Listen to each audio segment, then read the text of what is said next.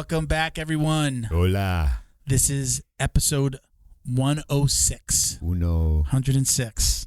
106. You are listening to the Jiu-Jitsu Dummies podcast, brought to you by Black Belt Digital Marketing. Listening to the Jiu-Jitsu Anything you need to build your business on and offline. Oh, look, I just happen to be wearing a shirt today. Right. Website design, Google Ads, graphic design, printing can absolutely help. I would say our flagship product is reputation management, where we help you get found more in your area, get your Google business profile found more, so you get more phone calls, website visits, even like restaurants and things like that get direction requests. People just walk right in. You don't scrub those pictures from college in the frat parties, that kind of reputation protection? No, not that kind of reputation management, although we can help with that as well. That's really just kind of falls under regular SEO. But check us out at Black Belt Digital Marketing on Instagram, or our website is bbdigitalmarketing.com. Again, reputation management being our core product. You can request a free review of your online presence, get a grade on kind of the individual aspects of your marketing, and it's free. So feel free to jump on and request. My name is Milton Campus. I'm a brown belt training out of South Florida. Hi, Milton. I train out of Jiu-Jitsu for Life in Coral Springs. I never say the gym name. Yeah. Don't know why. Shout out. Bo behind the camera. Hi. Don't forget to like, comment, share, click the subscribe button. I think the subscribe button and the notification brought it back bell. to what it used to be. Right, yeah, I'm almost positive. Yeah. Every time I do it now, it's like if I follow somebody, the bell automatically gets clicked. I think there may be a little drop down so that you can change it. You can change like your preferences on the subscribe. Now they put it in a But when you do it, it automatically clicks the bell for you, and you'll get alerts when we put out videos, and we're doing lots of shorts now. We've got a great guy helping us out with our social media stuff and TikToks.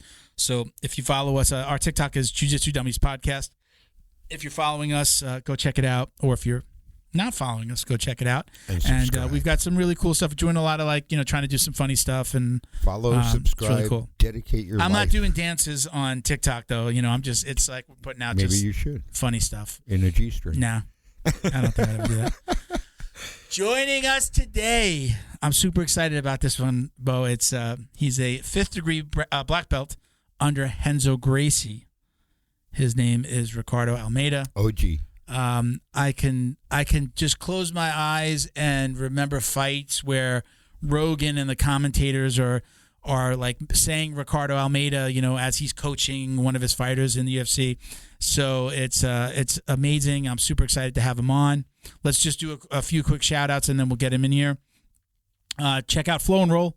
We always say hands down the best custom gi and no-gi gear in the business. There is nobody that's doing what Flow and Roll is doing when it comes to a pre-order system for your academy, for your gym. Get all your gis and your no-gi kits. Get them done. Get them printed and shipped to your students at very little out of pocket for you. So visit them on Instagram at flow_n_roll. Check out their website at flowandroll.com. It's an amazing program. We did it for our pre-order on our rash guard, our no-gi set. It's amazing. Basically, people order, and really the profits from those orders help pay for the bulk purchase, for you buying more, and for a gym, what you're going to have in your academy, the stuff that you need to keep in stock. Those orders are going to help pay for that, and that's why you have very little money out of pocket. Okay? He even ships directly to your students. Like if your student, somebody orders a pre-order, he doesn't send it to you and then you give it to them. He sends it right to them. Not even a drop ship. He's sending it just like a regular product from a website. They get it comes in a nice little bag. Sometimes he throws in some patches and some extra stuff. Every once in a while, we'll have some keychains for the Jiu-Jitsu dummies that he throws in. So, number one, let me say, I really appreciate Sean and all he does for the show. Thank you, Sean. We haven't spoken in a couple weeks, but super, just appreciative of everything you do for the show. He sends out our T-shirts. Like if we give out T-shirts to our guests, he sends them out for us. Nice. He keeps them in stock for us, and basically he prints our podcast tee. So Sean's a special the one with this dude, logo. man. Great dude, man. Yeah. Flowandroll.com. Get 20% off your online orders. If you just go order some T-shirts or a belt or what have you, 20% off with code JJD. So cool beans. All right. Thank you to the BJJ Box. We appreciate your support as well.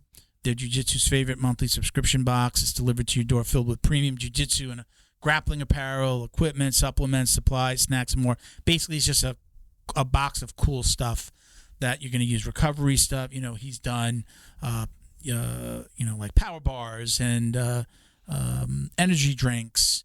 We had like a beef jerky in one of them recently. Yeah. But recovery items, you get a T-shirt in every order. There's different boxes you can order. Sometimes you can do it quarterly and get a rash guard. Yeah, the spiky ball, my favorite. It's still in my living room. It's just on the floor. When I want to use it, I just grab it. Like a cat, you roll around on it.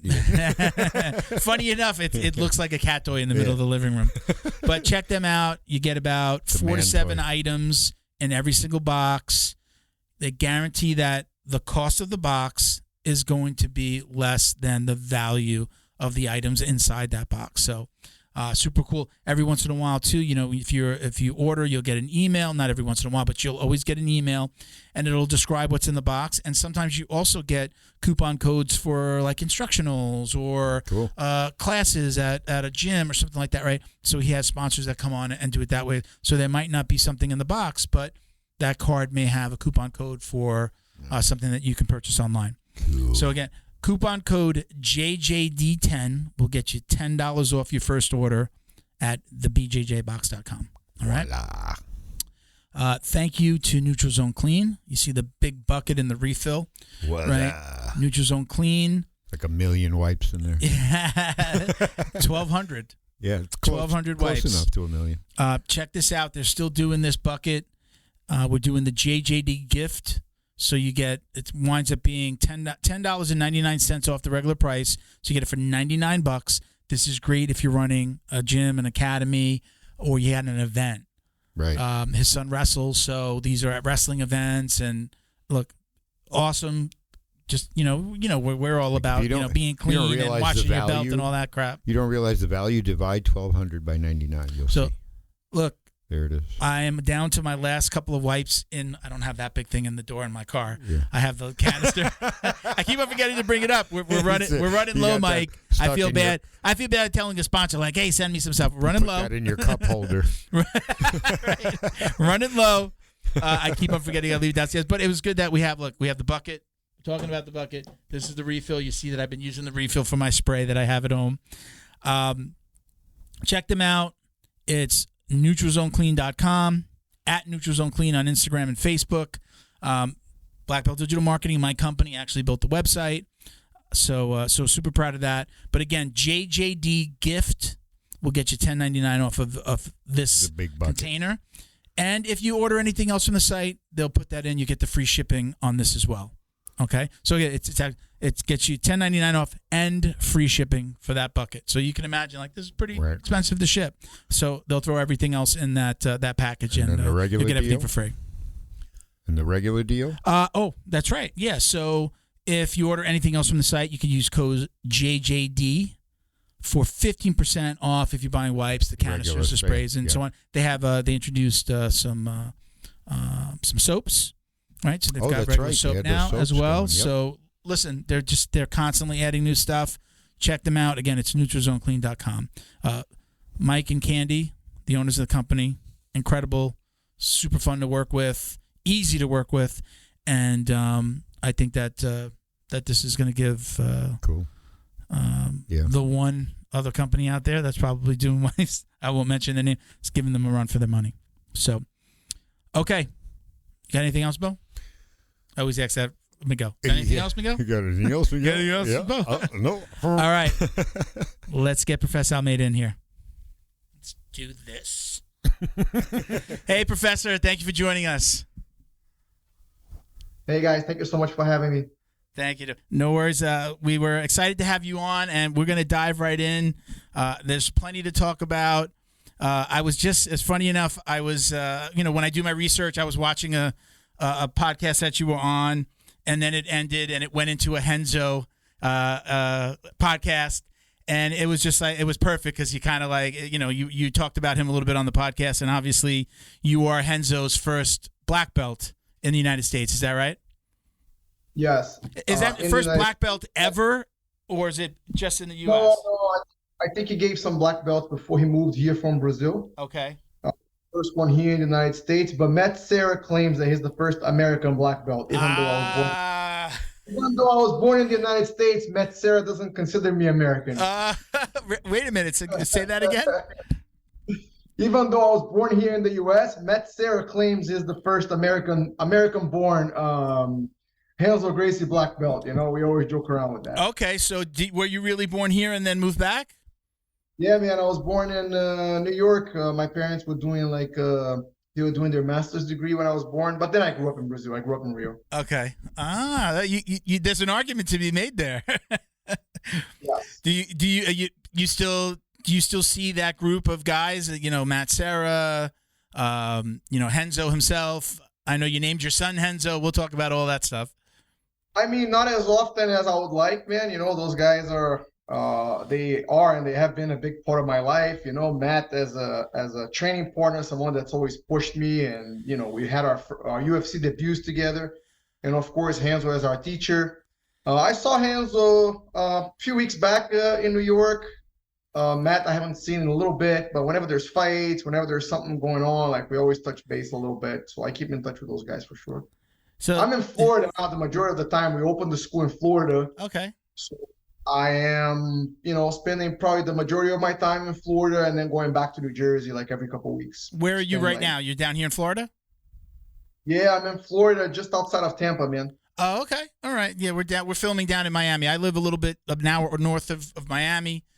Train up in Coral Springs, but we come down to Miami where the studio is, and we film down here.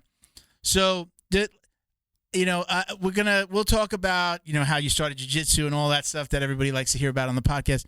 I'm very, very curious. Your kids, do they understand this? Do they understand who you are, who Renzo and Matt Serra and these guys are? Do they realize? Or is it just like, yeah, that's Uncle Matt, that's Uncle Renzo, and it's like no big deal, they could care less?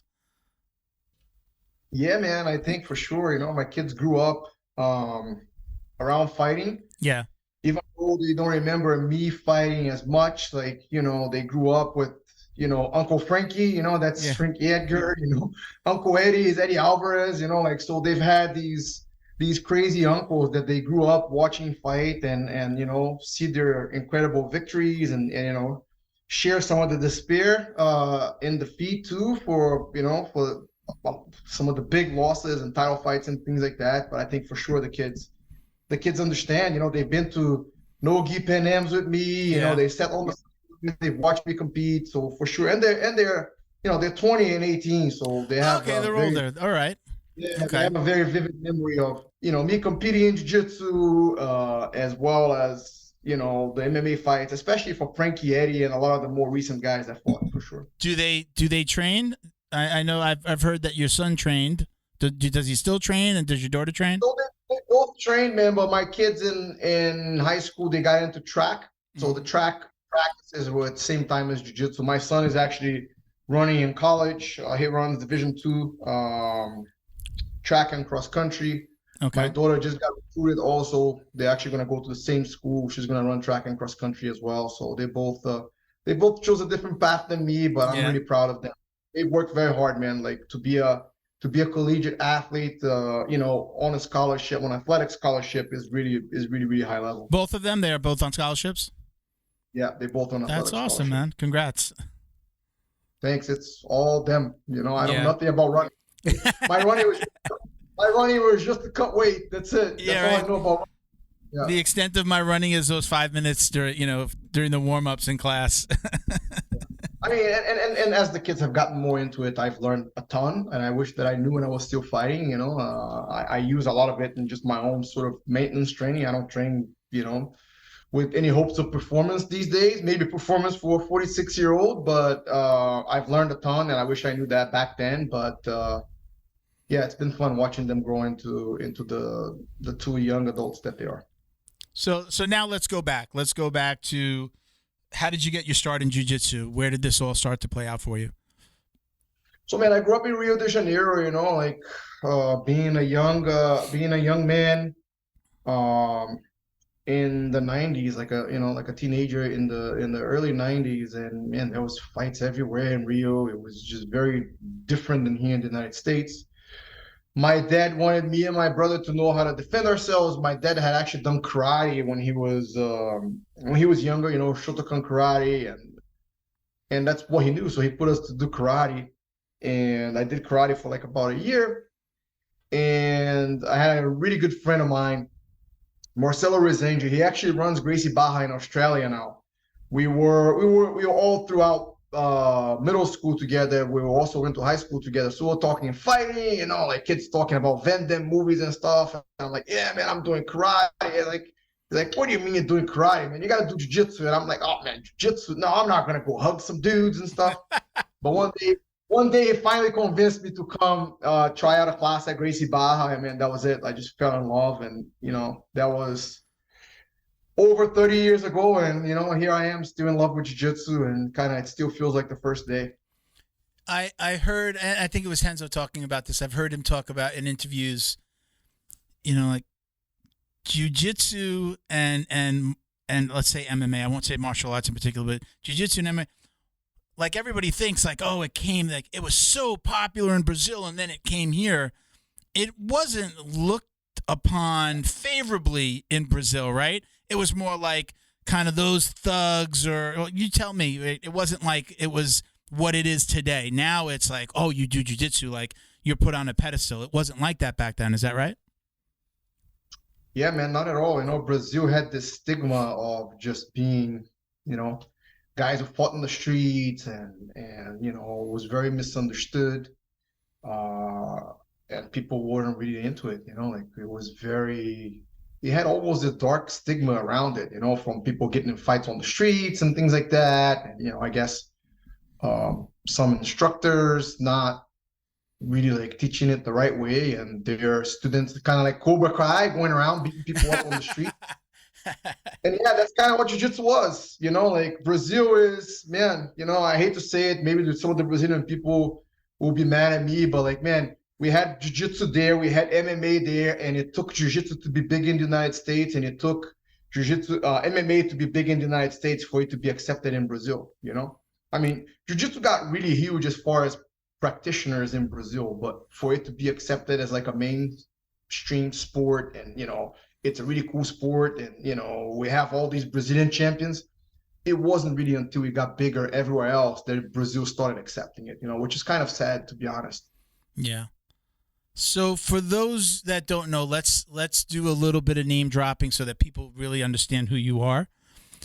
And funny enough, and I'm going to be honest, I didn't really notice it until today that it was there, but I follow Tom DeBlas, and I see at the bottom of his logo, right? That's your name, right? That's your association, right? He's under you. Is that right? Correct? Yeah. Yeah. Tom was my student since blue belt all the way up to black belt and beyond. He was one of the guys at the academy. And now he's like a big celebrity. But yeah, all of us are just guys at the academy. Yeah, yeah. So you've trained with Tom DeBlas, you've trained with Gordon Ryan, Gary Tonin, right? Once again, like you were teaching these guys jiu-jitsu, all of these guys, right, at some point. Yeah, either directly or indirectly. Tom was my direct student. He trained with me a ton. Like he would come with me, to New York to he would do strength and conditioning up in North Jersey. Like me, Frankie, Tom, a couple of the guys, and we would do strength and conditioning in the morning. They would go into the city to train John's class, and then Tom would come back to my house. He'll sleep in my couch. And then we would go take class at night at the academy. When I would go teach, he would go and take another class. And then Gary was Tom's student.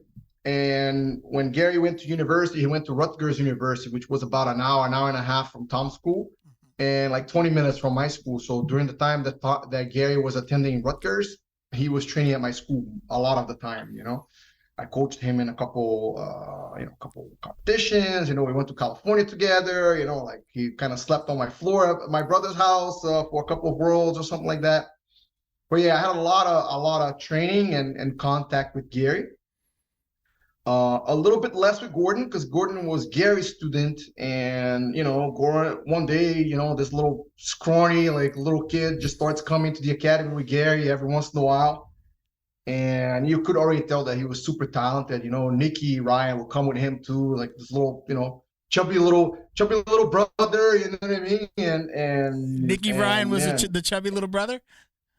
Yeah, Nicky Ryan was like the chubby little brother, and Gordon was already, you know, but also like, you know, this like skinny, like, man, what Gordon was incredible, man. I've only seen this happen twice. Like I've only witnessed it twice. Maybe other people have seen it before. You know, like Gordon is like one day he was like a talented purple belt. You know what I mean? Like, and you kind of still see people catching him and stuff. And man, like I trained with him maybe like 18 months later, and I was just like, what happened? Like, who is this in front of me? And he wasn't even big yet, you know, like he was still small, just good. Like this might have been the time, even before he won his first ADCC. And, you know, I think the first time that he fought Felipe Pena, where he was already like winning and he was already showcasing his, you know, his incredible ability in no-gi, but he hadn't really like done the things that he had done before. But man, he already believed it. He already knew that he was gonna do it, and kind of like all of us from getting beat up by him already knew that he was gonna do it too. It was just a matter of time. But sometimes your competitive acumen takes a little bit to develop, right? Like your competitive acumen comes after the skill development, right? It's not all now you can beat everybody in the room and then you can go to a tournament and beat everybody. It doesn't always happen that way, you know. And it's been fun to watch for Gordon as well as for Gary, you know, like to see both of them go from like young talents, you know, purple belts, and then, you know, brown belts, like you could already tell, you know, their potential and how good they're going to be. And then, you know, watch them both like take the world by storm.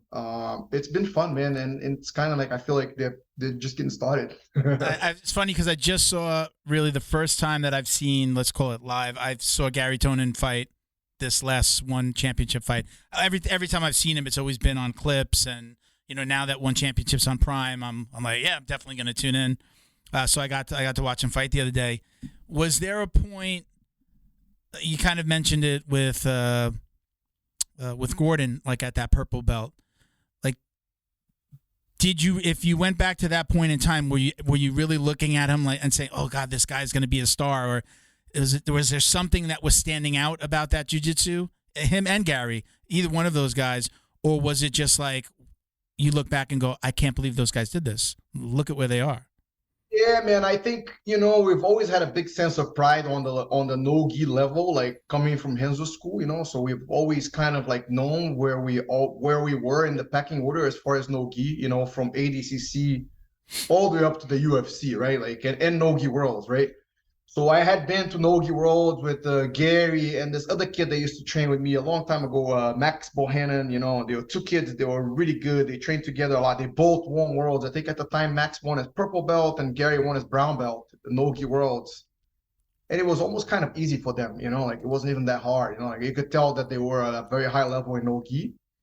And a little bit after that, Gordon came. But like I said, Gordon, you know, he went through this period where he was really talented, but he was kind of like a purple belt still, right? Like he would still like make mistakes or maybe like move around too much. And then they started going to the city and training a lot with, you know, with John Danaher. And then these guys would go like 6 o'clock in the morning, take the 6 o'clock in the morning class, sleep on the mats, take the noon class. You know, these two did a lot of sacrifices to get to the level that they are, and they put all this time. And man, like 18 months later, I trained with Gordon, and I was like, man, what's going on? And actually, the same thing happened to Gary. I was in Vegas for Frankie's fight, and they had the UFC Expo, and they were doing like a Grappler's Quest there. And Gary, either way, he was competing or he was there to corner someone. And it was right at this time where they started training a lot with John, and John really started working leg locks with these guys. And up until then, man, leg locks was just like, man, like if you don't really know jiu-jitsu, you do leg locks, right? Like, and bro, I trained with Gary, and man, I had no idea what he was doing. Like, if I went for a triangle, he would escape my triangle and leg lock me. Like, if I was playing guard, he would leg lock me. If I was on top of him, he would leg lock me. And I was like, man, what the heck is going on? Like, it was just a whole new game that now everyone has seen it. Still, people are playing catch up. But Gary was doing this maybe, I want to say that now it's almost 10 years ago, man. So it was looked at almost as crazy. I had never seen leg lock done that way. I had never felt it done that way. And Gary was just like he was like laughing at me, you know. I was like, yeah, I know, nobody knows this, you know. It's kind of like our thing, but now it's a lot more, you know, a lot more people see it, and of course, it's a big part of no-gi jiu-jitsu. But yeah, I think for both of them, there was like a specific training session where I remember, like, man, holy crap, like. Thank you to Feito IT and AV, specializing in commercial and residential automation, security cameras, CCTV, POS, and more. Check them out at feitoitav.com or call 305-428-2515 and let them know the dummy sent you. Jiu-Jitsu's favorite monthly subscription box has now joined the Jiu-Jitsu Dummies podcast. The BJJ box is delivered to your door filled with premium jiu-jitsu and grappling apparel, equipment, supplements, supplies, snacks, and more. The crew at the BJJ box find the best in the world of jiu-jitsu and guarantee every box to be worth more than the cost. Each box includes 4 to 7 items you're going to love. Visit thebjjbox.com and use code JJD10 to get $10 off your very first box. And give them a follow on Instagram at TheBJJBox. Neutral Zone is Combat family owned, so they know you need to keep yourself and your equipment clean. They created Neutral Zone Clean wipes and sprays for just that purpose. Neutral Zone products are formulated to reduce the risk of bacterial and fungal infections. Whatever's making you sweat, weight training, rolling on the mats, yard work, or just working around the house, Neutral Zone Clean wipes and sprays can make you feel and smell refreshed. Use code JJD to get 15% off your online order at neutralzoneclean.com. While you're there, sign up for their newsletter to receive the latest info and updates on product launches like their new shower gel and soap bar coming soon. Are you Neutral Zone Clean? Special thank you to the crew over at Flow and Roll for all their support. Flow and Roll is renowned for their incredible no-gi rash guards, shorts, and leggings. Flow and Roll has quickly become the premier custom apparel provider for academies big and small throughout the United States. Reach out today to discuss your custom order and ask about their incredible pre-order program. You can send an email to flowandroll@gmail.com or visit their Instagram at flow_n_roll and shoot them a direct message. And yes, they can create an awesome custom gi for your academy as well. Visit flowandroll.com to check out their awesome designs, and while you're there, pick up a Jiu-Jitsu Dummy signature tee exclusively at flowandroll.com. And remember, you'll get 20% off your purchase of t-shirts, rash guards, or gis with code JJD. Okay, so my next question was, we're talking about Gordon Ryan. When he started to come out with the crown and whatever you call it, the cape, what were you guys thinking? Were you guys like, what is going on here? Really?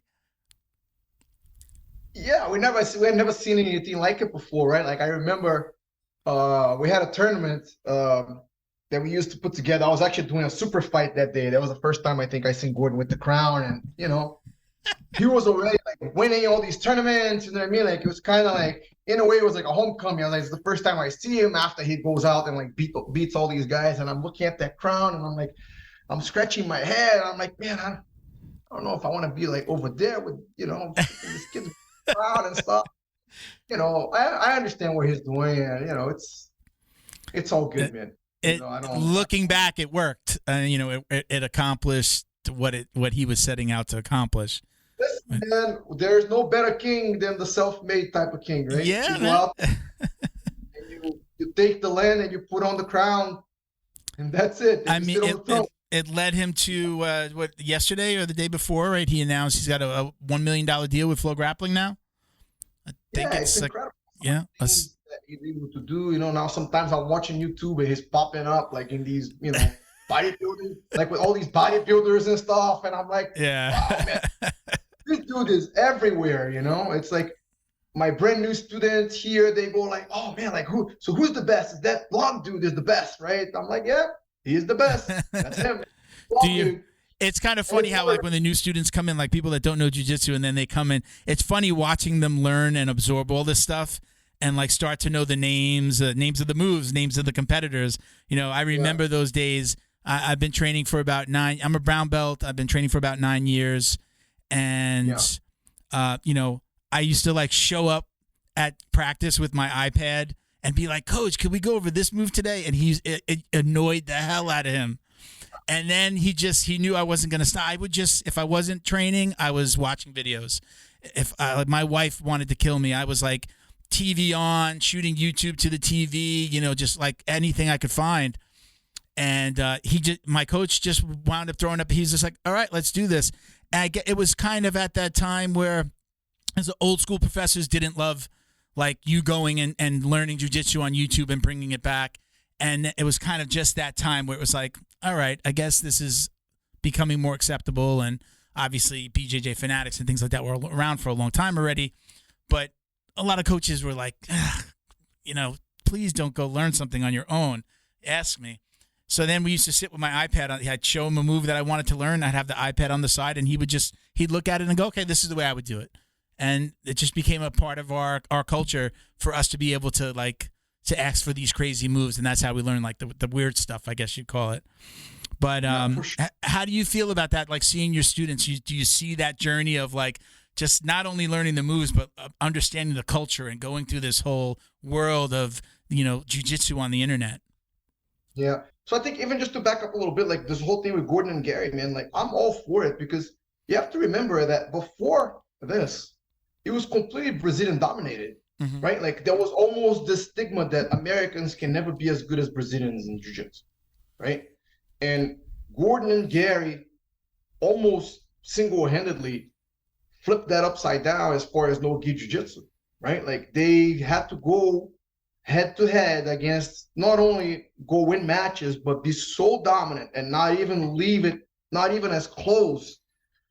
So that now we're like, oh yeah, Gordon is the best. But man, like if you go back 3-4 years, people didn't even think that an American guy could be that good, Yeah. We've had some pretty good American guys before, but they were never the best. And they were never this dominant force that Gordon has became and Gary to a certain extent in the lighter weights, right? Like, so to me, it's, if they need to call people out and if they need to be a little bit more flamboyant on social media, man, it was what they needed to do to kind of create this little revolution and, change the perception, especially of the American practitioner, that, man, you could be just as good. It don't matter if you don't speak Portuguese. You know what I mean? Do you think there's anyone out there that can beat him right now? I mean, Nicky Rod's out there, gave him a pretty hard time in their last match. But do you think there's anybody? Do you think that guy is on the radar yet? That person that's going to wind up beating Gordon if it ever happens? Listen, I think Gordon could beat all the top 5 guys back to back in no-gi. Literally, fight them back to back in matches, right? No matter what rule set, right? Like whoever is the top 5 guys, right? But man, it's fighting. Yeah. You put somebody in a certain rule set, you give them 10 minutes, right? Like, you know what I mean? Like it's man, people can win. He's gonna be the motivation for a lot of guys to train every single day and raise their level and raise their obsession to his level of obsession and their level of sacrifice to his level of sacrifice, and that's how jiu-jitsu evolves. I mean, right? he makes high-level black belts look like rookies, like purple belts. Yeah. I mean, it's crazy. So right now, I haven't really seen it. I'm super impressed by Kanan. Like every time I see him, he seems to be getting better. You know what I mean? Like every time, I remember the first time they fought was I think it was no-gi Pan Ams, because I think I even competed in that same event in the Masters division, of course. And he took Gordon's back for a quick second. I think Gordon went and submitted him. And, you could just tell that Gordon had way more experience. But I've seen Kanan every time that he's fighting. He's a very athletic kid. He's always bringing something new. Who knows? Maybe one day he could give Gordon, like a much tougher match. And yeah, like even Hodger lost a couple of times. You know what I mean? Like, I'm not saying that you're not unbeatable, but bro, like I don't see anybody out grappling Gordon. That's it. Yeah. You know what I mean? Like, yeah. If you put him in an old time limit with anybody right now, yeah, he's just a different level from anything I think we've seen for sure. So let's go back to the question about the students. How do you feel about this world? I mean, you coached at a time where it wasn't really so popular to go over, maybe even back to when it was like DVDs, right? Like people exchanging VHS tapes and DVDs. how do you feel about this world, and how do you feel about your students consuming or learning jiu-jitsu online? Yeah, and it's a big sort of like democratic movement in a way of the technical aspect of jiu-jitsu. Like, I'm all for it. You know what I mean? Like, I think that, man, if I had access to, I remember watching videos of like Rickson and Jean-Jacques Machado and Higa Machado, and it was like the copy of the copy of the copy. Like this thing, this thing looked like it was underwater, man. You know, like it got rescued from a freaking Spanish galleon. But man, I consumed it, and every once in a while I would learn moves. And I remember when I first moved to the United States, like I would buy wrestling, wrestling videos to learn takedowns more, right? And the times I would go fight in Japan, sometimes I'll buy judo books and see moves, and sometimes even see things that we see in jiu-jitsu, So I'm all for it. I think BJJ Fanatics has brought something to jiu-jitsu that it is incredible, I think that students, though, who do have access to a big organized school, because man, sometimes, like I had one of my students, he just moved to the Midwest somewhere, and he goes out and like there's somebody teaching, and he came up training, sometimes with like 5, 6, 7 black belts on the mats, whether these guys were competitors or not. So now all of a sudden he's in the school where people are asking him to teach, right? So how does he progress? Right. So those people over there, they need a lot more support from like a video like that. I do think that if you, let's say that you train at Alliance, or that you train at Gracie Baja, right? Like, or that you train with, with John Danaher, right? Like you train at some of these established teams, they all have like a different map, right? Like the destination ends up being the same, right? Like ends up being like a high level black belt that could compete, possibly win at the highest level, right? But I feel like each school has like a little bit of a roadmap, right? And just from observation, certain things come before others for different schools, right? There's a sequence, right? There are certain things that you should learn in jiu-jitsu, right? Like as an example, if you learn leg locks right away, then, why do you need to pass the guard, right? Like it's just one of those things. There's guys that are going to learn the leg lock and they're like, all right, cool. This is something that I know, but I know that I still need to pass the guard, right? And then there's a guy that's like, oh, I can't pass the guard. This guy's too good.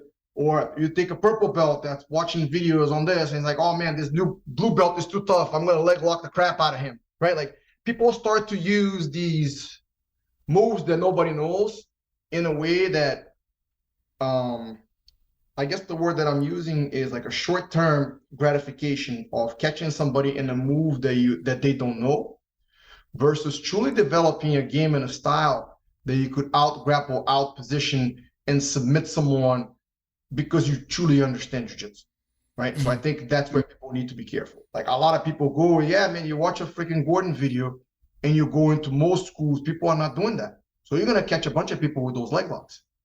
Now, what's going to happen when you go with someone that actually has seen that and knows how to defend that? Is your game going to go to the garbage and there's nothing else you could do? Or you actually have a well-developed base that you're able to defend guard, that you're able to pass the guard, that you're able to take the back, that you have all these sort of like pillars of jiu-jitsu well dug into the ground, so that now this move is just something else that you add on top and not like a little quick exit that you go to when things are going bad. Yeah. Right. Like, so that's where I think that people still need to catch on and learn how to learn. And I think that's where instructors become very instrumental. Like, yeah. I think that if the instructors are more open-minded and they guide the students, hey man, listen, you're a big dude. Like, what the freak are you doing? Like doing all these inversions, you're gonna break your neck, right? Like, oh, hey, you're a little dude. You try to body lock pass. Everybody I train out tries to body lock pass. How am I, dude? Like, unless you're like freaking, way heavier than me, I'm gonna freaking butterfly guard sweep you. You know what I mean? Like, I've been feeling that for freaking 20 years, right? Like, don't come because you watch a DVD and try to body lock pass me. So my guidance towards the lighter partners is, okay, know who you do this to. Don't do this to somebody heavier, right? Like, do this in certain situations. So I think that on one end, the students can be, there's a lot of try to understand like what's short-term reward and what's long-term development, and try to place new moves within that spectrum. And then I think us instructors being more open-minded and learning that whether we want it or not, people are going to consume this. And that's great. Like, they're bringing new knowledge. Like, I'm learning new stuff from watching my guys roll and from having them do stuff to me that I have no idea what the frick is going on, right? Like, and it's sort of like my job to accept that and to guide them, but also to continue to develop myself, right? Like, it's sort of like continuous professional development in a way. Yeah. Learning what's happening, learning what's happening out there. Yeah. I'm a fan of kind of going back into something that you said before. Like, I'm a fan of a curriculum. Not everybody has a curriculum, and that's okay. Sometimes it's just in the coach's head. Sometimes it's written. But I know at least through white belt, I believe that there should be a curriculum that they follow. You know, you have to know how to, kind of I call it Jiu-Jitsu 101. In my school, especially if it's a bigger guy, I'm like 230, 240 at any given point. I'm usually going to get the big guys. Like, new guy comes in and okay, he's working with Milton. And I like that. I enjoy that because I don't coach at my school, but I love that element of coaching and being given that responsibility. But a lot of times the coach might be doing a move, and then I'll take the guy and be like, we're going to do Jiu-Jitsu 101. And like get into my guard, or start showing him I'm going to pass your guard, you pass mine, you pass me, I'm going to pass you, and we just kind of go back and forth and for a little bit, and I'll make sure they work that in, because a lot of times, especially even in my school, a new guy comes in, if there's a big class, he's just learning, he's looking, what am I learning? I'm learning, like, we're deep into some kind of back take, backpack and trip, and I have no clue what I'm doing. So I'm a fan of the curriculum, especially at White. I think there comes a point, though, that, kind of opens up for everybody. And then, again, people start looking at stuff and saying, I want to learn this. How do you do this, coach? How do you do that?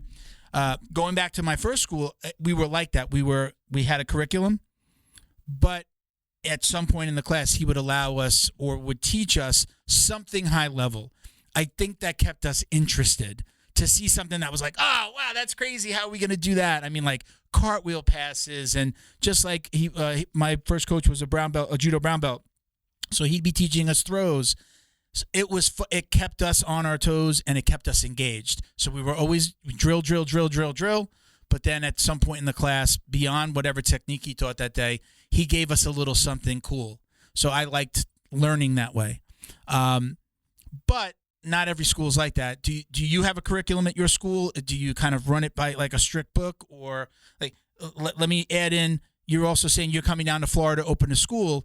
Is that something you set up a black belt and then you leave? Is that his location? Or is that like your location and you're putting somebody in charge? So as far as the curriculum, man, I like structure, right? Like, because when things go bad, you go back into structure and you can figure out what's going on, right? Like, so I agree with you. Like, we need like a basic curriculum. Like we need to teach people the sort of like foundations of jiu-jitsu, not even just technical, right? Like, but some of the basic strategy, right? Like, and then a little bit of like the history. Like when I'm teaching certain moves, I always try to like, give a little bit of the history whenever I can without talking too much in the class, because a lot of times we have people for an hour only, right? But then once it's blue belts and up, like it's like you teach people from white to blue, but you train them from blue to black. I like that. A lot, well put. Or I should say more like from purple to black. You teach them from white to blue, like from blue to purple. It's kind of like the toughest time in jiu-jitsu. Like a lot of people quit. Like if you make it to purple, you're gonna make it to black. But let's just go with that. You teach Thank God. Yeah.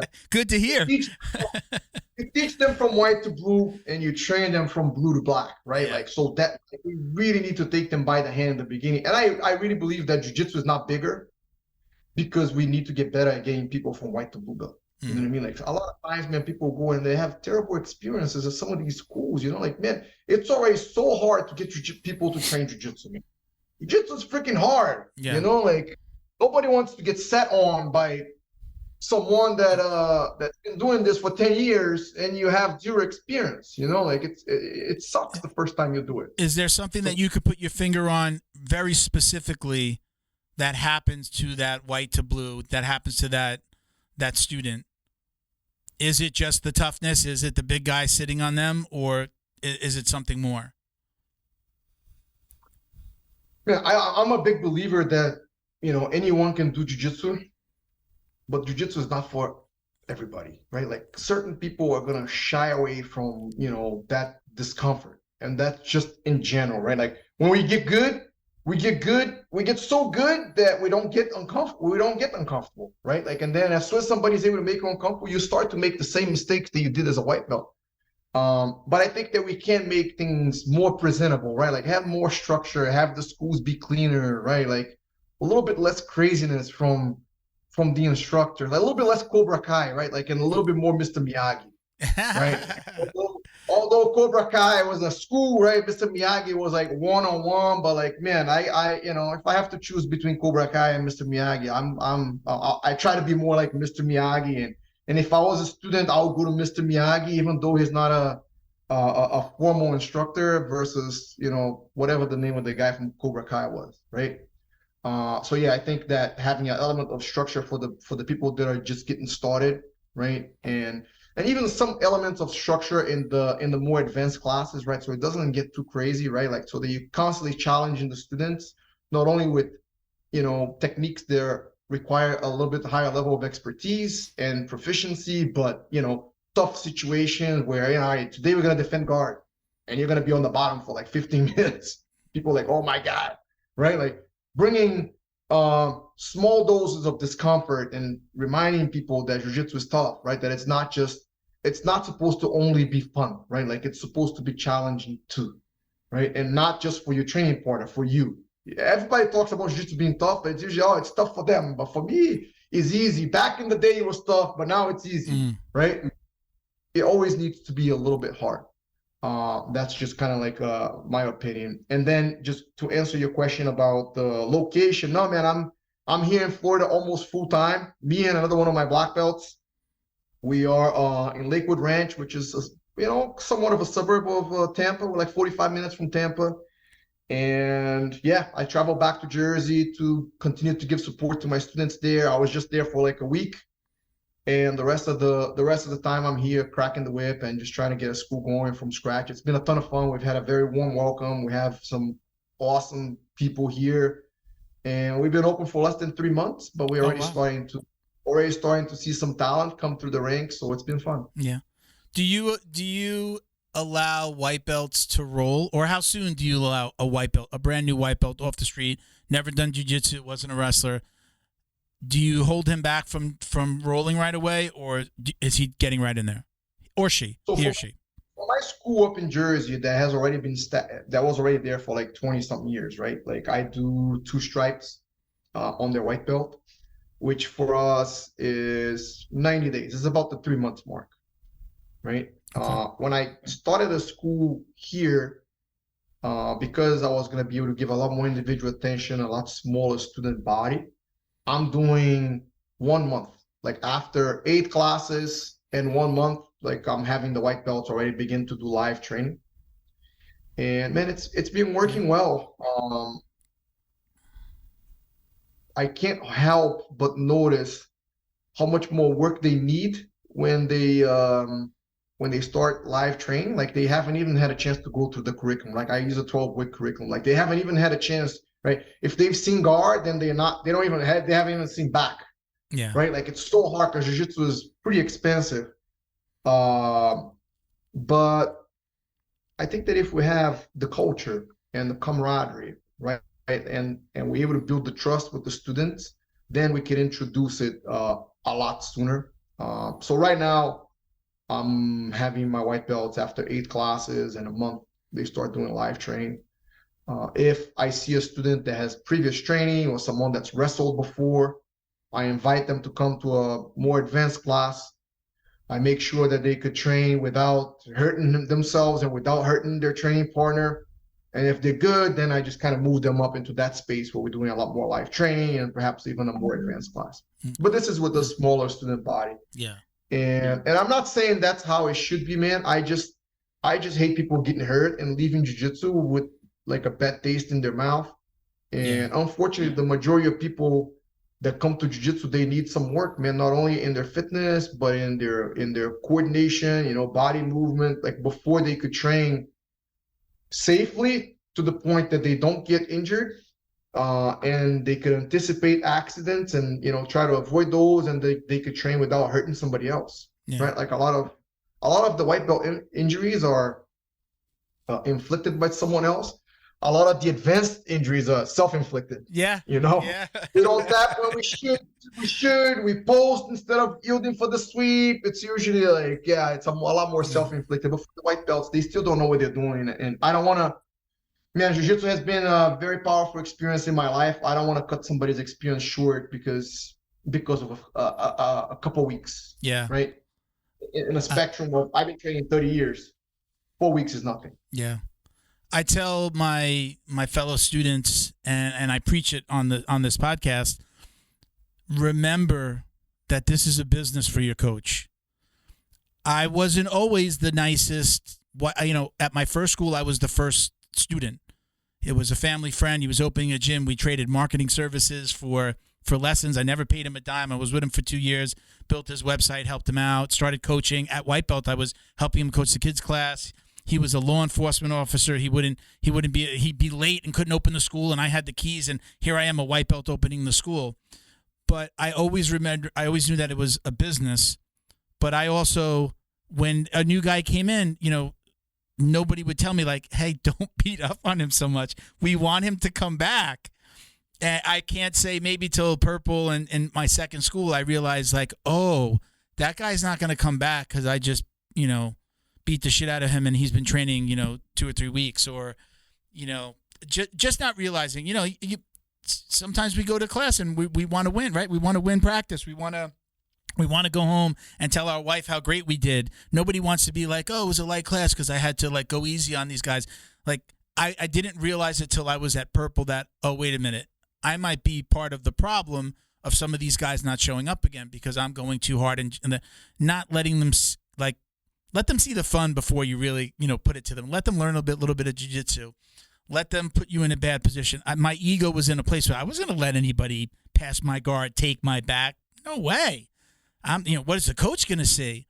And it took me till purple, even just getting my brown, to really go, yeah, I really have to do that thing that they say, leaving the ego at the door. And I'll start with somebody on my back now, like a white, like, here, what's your favorite position? Let's start there and we'll play around a little bit so that they have some fun with it too. I've been doing it 9 years. I'm going to be 50. I'm not looking to win ADCC. I'm not looking to, to compete. Not right now while I have a regular job still, but I didn't realize that for a long time, and nobody told me that. I learned it by doing or by hearing maybe people outside of my gym talk about those things. So I make an effort to preach it to my other guys, like, hey, don't beat up, hey, take it easy on the guy. He's new. Like, it's a business for the coach. We want them to come back. We want them to get to blue, and then we beat up on them. Yeah. I think a lot of guys don't realize it if they're not told something, as silly as it may sound, like, don't beat up the new guy. Yeah, man, and like, beyond the business, it's a practice, right? Like, it's a lot more like a practice where more like a I don't want to say like a medical practice, but something that's more healing than there is a value-based transaction happening, that we're exchanging like a monetary value for a thing, right? Like, you can't really like buy jiu-jitsu, right? So I think in a sense that's already different. But when we talk about a school, right, and even like, let's just say your school, right? Like, let's say that your school has 50 students, maybe 10 of them are blue belt and up, or maybe 15 of them are blue belt and up. And then, you show up on a Tuesday night, there's only like 2 people to train that are advanced. And then on a Thursday, there's like, maybe like 1 guy. And then Saturday, oh, cool, everybody's here. And then Tuesday comes again, there's only freaking 2 guys for you to train. And you just keep kind of like, man, there's only 50 people here, right? Imagine if you had 100, 200, 300 students. Imagine that student body, like how, it's in the student's best interest, I believe, to have as many training partners as possible versus just having like 1 or 2 or 3 guys. Because life happens, man. Life happens, sometimes people just don't show up. Yeah. And you have a level of dedication, I would imagine, to your training just by having a podcast that most people don't have, right? Like, so truthfully, the more people we have training, the better. The more people I have, even in the school across the street for me, the better, because later on you want to go, they have the Temple Open coming up, and I'm like, oh man, maybe I should think about doing the Temple Open. And, they got my black belt that's over here. I have a couple of guys coming from Jersey, and bro, I go look, and it's like, there's nobody in the weight class, right? So what does that mean? We need more schools down here. You know what I mean? Like, it's one of those things. It's like, the bigger jiu-jitsu is, the better at every level of it, right? Because then Gordon makes $1 million, right? Then we have jiu-jitsu competitions every week. And then every time we get on the mats, we have good people to train with. They have somewhat, they might not be like-minded, but they have similar goals. And there's a sort of like these unspoken rules under which, the rules of engagement under which we kind of like go and try to kill each other without killing each other, right? So even to that sense, I think sometimes it takes a long time for people to understand that. Yeah. And even I've seen with training partners, right? Like sometimes, because my first class was at Gracie Baja. Like my first class, Master Carlos Gracie Jr. was teaching, right? And then Renzo was the only other black belt. And they had all these, freaking legends of the sport where my seniors, man, I grew up freaking looking up to these guys. It's kind of like I grew up in a Marvel movie, with like all these freaking and I just freaking try to be as much as I could like them, right? But sometimes people start at a small school, right? And they're like, oh man, like if I just move to that school, then I could have better training there, right? When I first moved to the United States, I had nobody to train, man. And I had to make a decision. Do I go somewhere else where there's training, or do I build the people around me so that I actually have training? And going back to the first thing we talked about with the DVDs and BJJ fanatics and how to introduce techniques that are not being taught by your instructor into your game, we have to make a decision between the short-term gain and the long-term balance, right? Like I wanted to have people to train for the rest of my life, not just move somewhere and, train with these people that I don't even know, and I think a lot of times people jump from gym to gym, and people are entitled to go wherever they want, man. Sometimes you find a situation and you don't want to be there, just go your own way. And that's, it's better for everybody. The quicker people move, the better. But to me, the best decision is like now I have like one black belt to train here, and that's kind of how things are going to be for a while. So what do? Yeah. Man, I try to get people freaking twice as good in half the time, 3 times as good in a third of the time. Like I'm freaking cracking the whip in a very selfish way to try to get these guys to a certain level where I could have more training partners, right? And in my selfish way of getting more training partners, then they're going to learn jiu-jitsu. So I think it's a pretty good exchange. You just described my first gym. Again, I said I was the only student, and then guys would trickle in here or there. But my first few months of jiu-jitsu, so many times it was spent me and my black belt. And I got my blue belt in 6 months after double golding at a local event at a new breed. And he was surprised. He's like, you really, like, he had competed when he was younger and he's retired from competing. And then he was at 41, 42. He's like, you really want to compete? We'll do it. And so again, I kind of fast tracked to blue belt because it was just me and him. And I was just, it was like sometimes it'd be an hour. He'd be like, let's just roll. I'd just be rolling with my black belt and, getting, I was learning, but it was fun. It was hard and it was fun. So yeah, you just kind of described that experience I had. I was in a small school. I wouldn't trade that experience from white to blue for anything because I got to learn so much. It was like doing a private for months, and I got really good, and I loved it. I loved it before I stepped on the mat. I was a UFC fan, always had like a bag in my garage or hanging outside on a tree, and I was always, I loved it. I grew up watching boxing with my father. It was something, when I showed up at jiu-jitsu, I was already in love with it, and I hadn't even stepped on the mat yet. I was like, I'm going to learn. I'm missing this little piece. I've never done this. I wrestled a little bit, so I kind of understood that side. But I think there's a lot of merit goes to having a small school and that one-on-one with you got 2 black belts, right? You got 2 black belt people are coming in, and they can train with 2 black belts, and I don't know if people know who you are when they come in the door.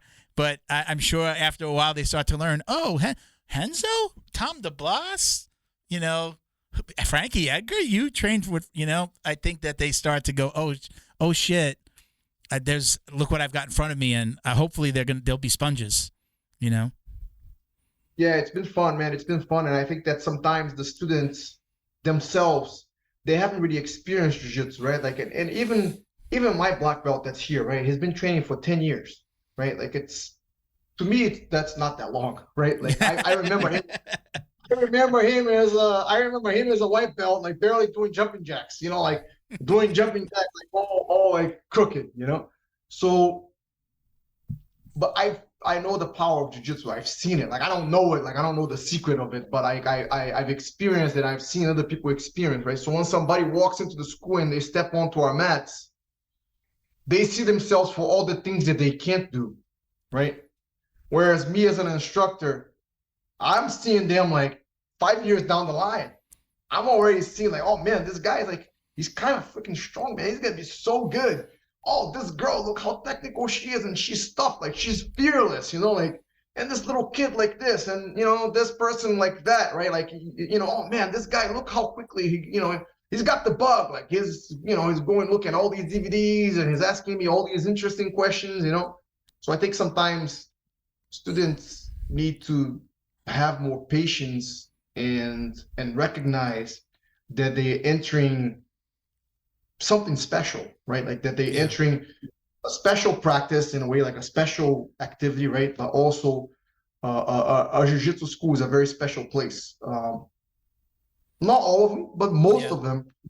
The instructor is usually pretty humble, right? Like, and he likes to see people do well, and more than probably anywhere else you go to, on a consistent basis. So for sure, like I think that the dojo is the place of enlightenment. Like I think that we can find a lot of that in a jiu-jitsu school. I give a little piece of advice. Tell me if you agree with this. I give this little piece of advice, especially when I see a white belt struggling, rolling with some of the higher belts and that they're beating up on him. Or I hear them say like, oh God, I don't want to roll with that guy. He's so tough, or he's so strong, or he's so heavy. I'll tell those guys, look, especially if it's a guy that's like a bully, and it doesn't happen a lot in my school, but I tell them this in general. Ask that guy to show you his favorite move, or explain the last submission that he did on you. And you kind of get that guy into a teaching mode, and now he's not just thinking about killing you. I've given that advice, and it's worked. It's like, look, that guy, he may be here, he may be tough, maybe he's got a competition coming up, whatever it is. But do this and ask him to show you something, and it usually kind of diffuses. It brings that guy down a little bit. He's like, okay, we're not going to roll. I'm going to teach a little bit. Okay, all right. And then they go, it's just a different mode. And now it also, usually that person might be new, so it also kind of starts this weird relationship. They start talking, because there are guys that I've gone to the gym, they've been there for weeks and sometimes months, and we don't talk other than, hey, what's up, how you doing? We don't know each other yet, right? But if I ask him to show me something, now we're talking. Now we're, okay, do it. Like, we're not having conversations unless we're doing that in some cases. Sometimes I'm in and out. I go in, do my training, and I'm out. What do you think about that advice, about asking that tough guy or that bully to maybe show you his favorite move, or just ask him some questions? I think it's great, man. I think that, to try to diffuse that way and ask, the problem is sometimes the bullies, they don't even know what they're doing. They're so wired up, you know what I mean? Like, they don't even know what they're doing. That's just kind of how they are. But yeah, I think asking for advice, I think generally, it kind of, it tends to stroke somebody's ego, like in a good way. Yeah. And yeah, I think it's for sure a very slick way to having someone just kind of being rough, man. Yeah. All right. So I'll keep on giving that advice then. So we have we posted about for questions. We got a whole bunch of questions. I'm going to try and go through some of these. I know you commented on some. I appreciate you not answering them yet online. So thank you, which happens a lot of times. There was a couple that guys asked me on my Instagram. If you want to go through some of those too, we can go through it. Yeah. Let's see. I have a bunch. And remember, like the post was shared. So if they posted it on yours, I'm seeing it too. So, awesome. All right. So I'm just going to start at the top. We may have talked about some of these things, but let's see. If they listen to the show and we use their question, they can get a podcast to your mug. So they have to message us if you're out there and you hear, DM us after you hear the show, and we'll send you a podcast to your mug. Okay. So Sam Macau, he says, craziest Tom DeBlas story. Tell us your craziest Tom DeBlas story. Craziest Tom DeBlas story, man. Whew. There's a bunch. A very funny one. It may be a little bit inappropriate, but it's a Tom DeBlas story, and it's a Renzo Gracie story at the same time. Okay. And I wasn't even there. That's why I love that one. You know. So I fought in Japan a lot. At the time, I wasn't fighting, but we had one of our guys was going to fight in Japan. One of the guys that trained with me, Kurt Pellegrino, he was going to fight in Pancrase. And I couldn't go, and Renzo was going. I think Renzo had another guy fighting. And so Kurt asked Tom to go with him, you know. And I think it's the first time that Tom DeBlas is meeting Renzo, you know. Tom was a much younger guy, you know, at the time. So he shows up to the airport with his Game Boy. Yeah, like a little Game Boy. And Renzo just looks at him, looks at Kurt. He knew Kurt better. I don't think he knew Tom. And he goes like, I'm going to Japan with a faggot. Oh my God. So you may beat this? So, bro, I remember Tom telling me this. I think Tom called me from Japan to I think people have to appreciate, people that have heard Renzo would probably know, especially way back then, that would come out of his mouth. I mean, it's so inappropriate, but, you know, at that time it was normal. I can't remember. Just Tom, you know, is meeting, you know, my teacher, you know what I mean? Like, Renzo was like freaking, you know, God on earth, all of us, and Renzo was like making fun of his Game Boy in a very completely inappropriate or politically incorrect way. But hey, that's Renzo. And yeah. I think Tom grew up a few years just in the little conversation. God. I bet you he trashed that Game Boy. Yeah, you know, it's funny because I mean, those people that are training right now, you know, like, you know, Tom, you follow him online, or if you know him personally, like, you see this larger than life figure. I couldn't imagine. I think Renzo's smaller than, right? Renzo is probably a little smaller than him, right? So this little guy saying that to who when you say Tom DeBlas, we see this big, massive figure. That's kind of crazy to know that somebody was talking to him like that at any time. Yeah, you know, Renzo always put us in our place. That's for sure. So when you first came back to the U.S., did you go right to training with Renzo? I lived with him. You lived with him, right? Yeah, that's what I heard. I lived at Renzo's house. I came to teach at the school that he was opening in Philadelphia at the time with his old partner. Did you know him? You knew him from Brazil, or did somebody set you guys up together? When I started training at Gracie Barra, Renzo was the only black belt besides Master Carlos. Oh, okay. So, man, he was, and I would barely see him because he would usually be at Gracie Barra in the mornings when I was going to school. Right, I was still in high school. And at night he would teach classes at his school. He had a Gracie Ipanema, which is like a couple of towns over from Baja.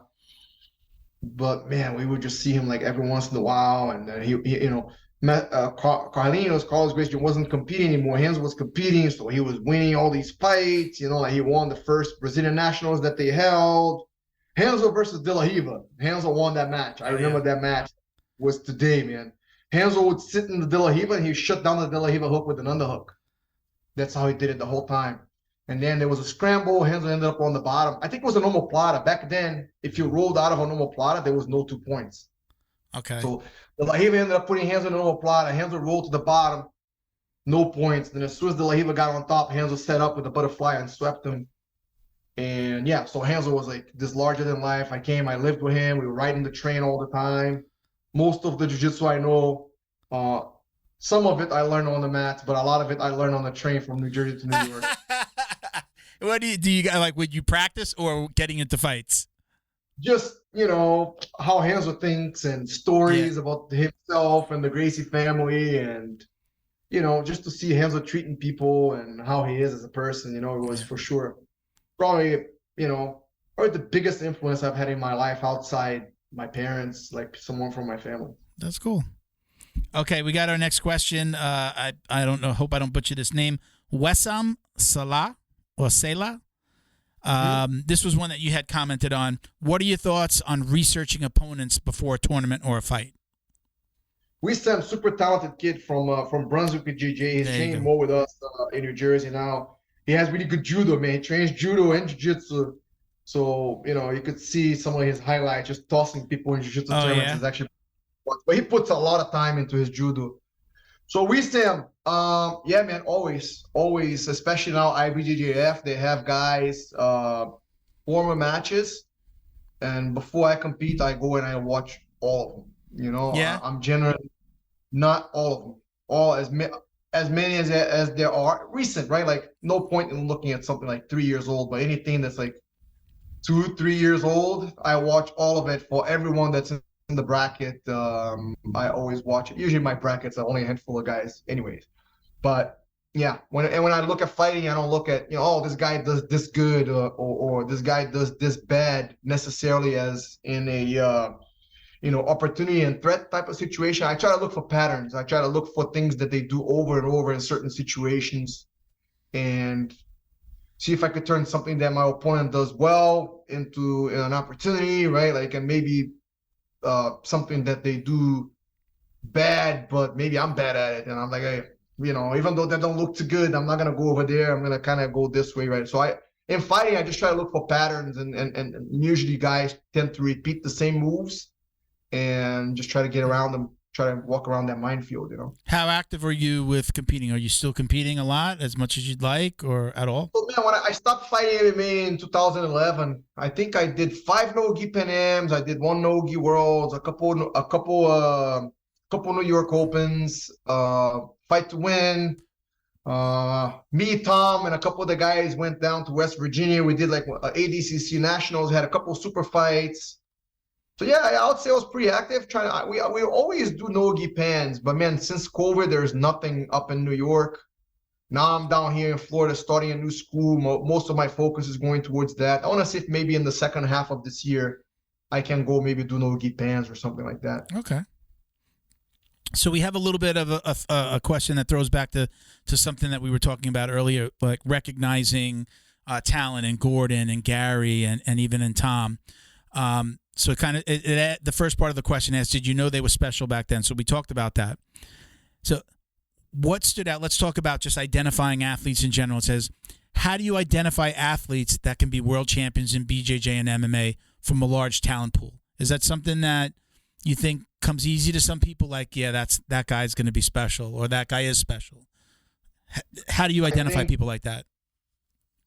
I think there's a couple key attributes, and I think that they are all important in certain situations. Some may become more important than others. I think the first one is work ethic. It's just how hard somebody works. Okay. I've seen so many talented guys that, man, it's just like, if somebody doesn't work hard, like there's nothing you could do for them, because eventually they're going to go with someone that's just as talented, and the hard work is going to make a huge difference, right?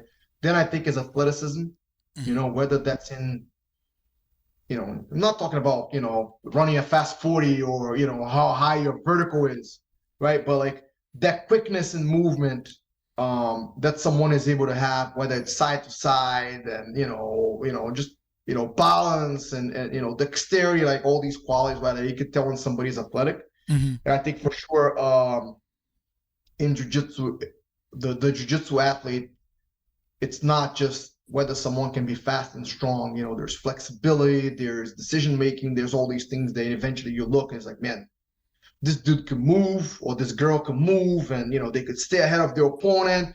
They recognize the opponent's offense early, or they position themselves in a way where they don't leave too many openings. So that part, I think it's important. I think another part is just gas tank. But if somebody gets tired, like, why even waste the time? Like, you shouldn't be getting tired. Like, being tired shouldn't be a reason why you lose a match. You know what I mean? I went to a Dan Gable seminar, and that was the first thing the old man said. Like, fatigue should never be a reason why you lose. You should train harder than your opponent, and you should train yourself to the point that you don't get tired, right? I think that is also a huge aspect.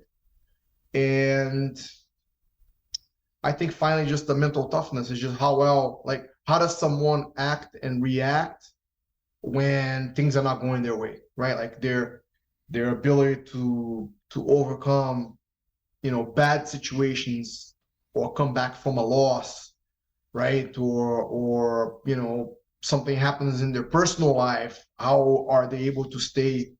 Sometimes you have to take those losses and take the pounding, right? Like, and your commitment to training is not going to be the same, but can they stay consistent even during those times, right? I think those to me are some of the biggest ones that come to mind right now. Do you talk about mental toughness with your students and competitors? Is that something that I always say when I was a kid, I played a lot of sports. I always quit. Nobody was talking to us about sticking with it and, again, mental toughness and the mental side of the game. Again, I'm going to be 50. It just wasn't something that a coach from a school talked to you about. He's got 20, 30 kids. You didn't get that one-on-one. Is that something that you do as a jiu-jitsu coach now? Are you talking about the mental side of the game?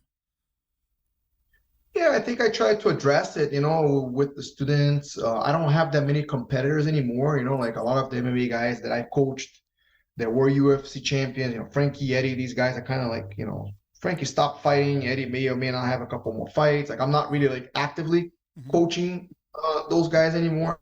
But I think for sure for the daily practitioner, right? Like for the 95% of people that train jiu-jitsu that will never get on competitive mats, I think that how that gets expressed in daily life is I think focus, commitment, and discipline, like it's your ability to just sort of like zone out like distractions that you don't know it's that good for you, right? Like, and I'm not saying that everything that's not jiu-jitsu is bad for you, but like be able to just, stop and focus, right? I think that's important.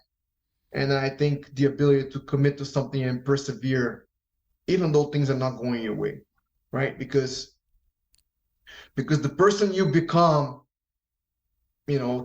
chasing that black belt or chasing your gold medal is a much better person than the person that never committed to try to do that anyways, right? In every level. So even though there is no guaranteed light at the end of the tunnel, and especially with competition, man, competing is like rolling a dice, like you don't know what's going to happen. Like we all wish that we could be like Gordon, but we're not, right? We're not. But jiu-jitsu is still for you, right? Jiu-jitsu is still for those people. Like I'm in this for the exercise, the camaraderie, the mental, the release of my stress.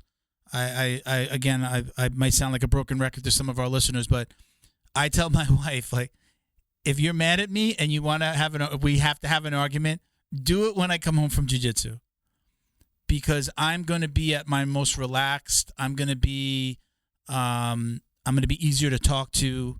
The stress of the day is gone. Somebody just tried to choke me and, yes, quote unquote, kill me.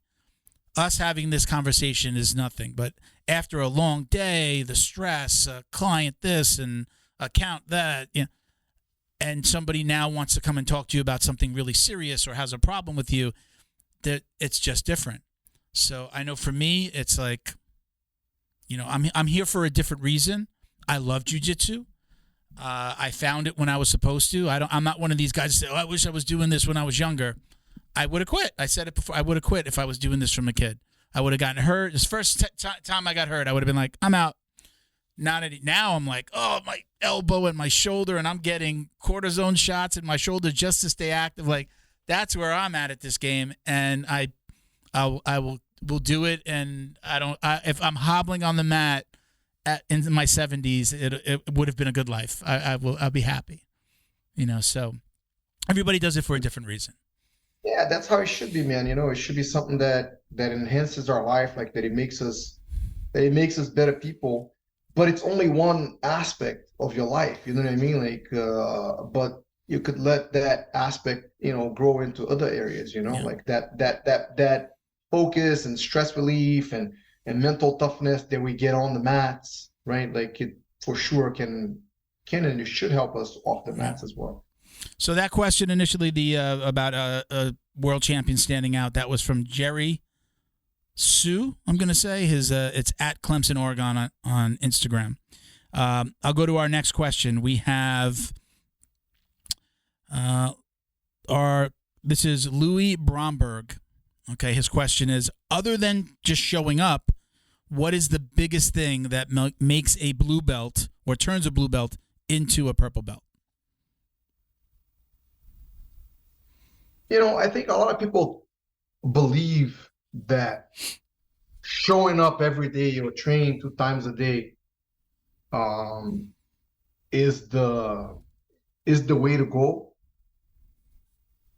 I don't believe that anymore, man. I think that if for the young competitors,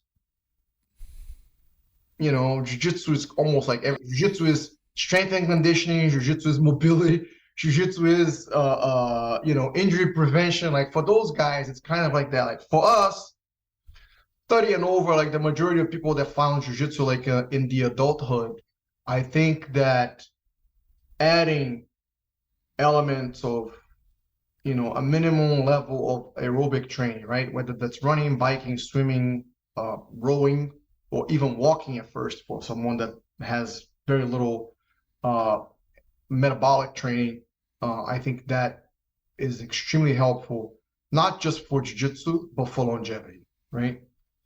And then strength training, right? Being able to do some type of resistance training.